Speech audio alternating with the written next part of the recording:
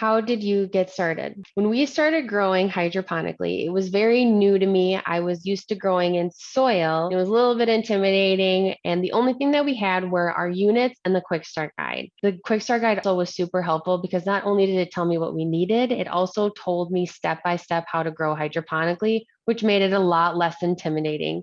So if you are a teacher that has never done this before, we have provided you with a very detailed quick start guide as well as resources on our webinar to get you started growing hydroponically, as well as help you throughout the whole growing process. So things that we needed for our unit were we needed to get seeds, we needed nutrients, we needed an EC and a pH tester. I ordered all of our nutrients as well as our testers all on Amazon. And then for our seeds, some of the seeds came from our personal gardens, and then some I went and I purchased at a local store. Once we got everything we needed, we started germinating and everything kind of took off from there.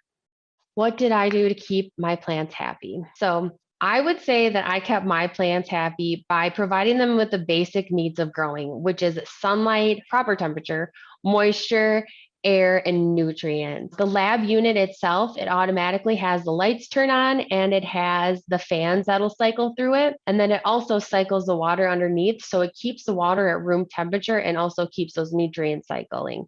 So the unit does a portion of it. And then I kept them happy by checking the pH and the EC and adding water when it got low. I work from home and my unit was located at the home office. So I only checked my plants on Tuesdays and Fridays.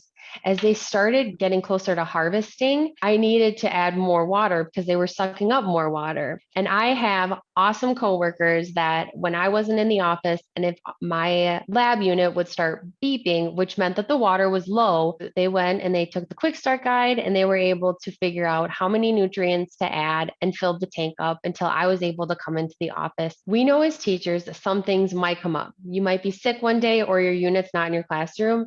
So really, you can have your colleagues or your students just listen for that beep. If they hear it, they would just have to check and see which tank is low, figure out how many nutrients to add the water, and that would be able to help you out until you're able to care for your plants again. How did harvest go? Harvesting actually crept up on me very fast because the plants grew so rapidly. After germinating, it was about 3 weeks and I was harvesting lettuce because lettuce grew so quickly.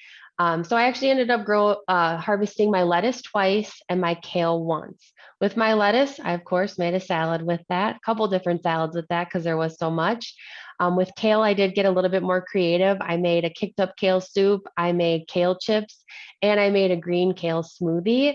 Then there was so much left over that I had to give some to my coworkers as well as my friends and family. So if this is something that you are interested in implementing into your classroom, you can have your students grow their own vegetables. And then once it comes to harvest, you can have a harvest celebration where everybody tries the vegetables, or you can send the vegetables home and have your students try some fun new recipes.